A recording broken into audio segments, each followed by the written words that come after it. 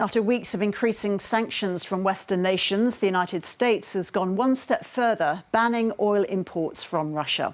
Some experts argue that hitting energy exports may be the best way to cripple Russia and force Moscow to pull back from its assault on Ukraine.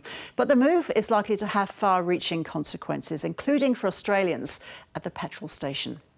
Russia is a massive player in the global energy market. It produces around 12% of the world's oil and 17% of its natural gas. The United States imports very little oil from Russia, about 3% of what it uses. But the global market is connected, meaning if Russia's exports are affected, the whole world feels it.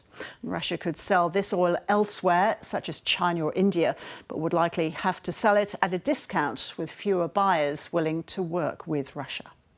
Self-sanctioning already by a lot of Western companies and some other Western countries is having an effect. Russian crude oil exports and refined petroleum products that Russia is trying to export has been discounted big time. So Russians are being hit pretty hard in terms of what they're earning from exported oil. At the same time, the oil market reaction to President Biden's announcements not really been there. Prices have stayed the same about where they were yesterday. Unlike the United States, Europe is deeply reliant on Russian energy exports.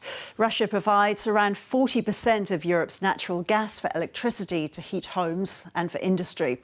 Britain says it will phase out its imports by the end of the year, and the EU has pledged to cut its dependency by 2/3 this year. But in the short term, Europe won't be able to replace the natural gas from Russia. All of this is set to hike the prices of oil and petrol. At the start of the year, oil was selling at around $90 a barrel. Now prices are surging at about $130. For Australians, it could see prices rise to $2.50 a litre for petrol. Prices are up about 35% since Russia invaded Ukraine nearly 2 weeks ago. So the Bowser's already been affected by that. It takes about a week or 2 weeks really for that to get reflected at the Bowser. So we're already seeing a bit of about a $2 average or near there last I checked. So I think at where the prices are now at about $130 a barrel last I checked with Brent, we may see prices at the Bowser in about a couple of weeks at about $2.10 to $2.15 average across five capital cities.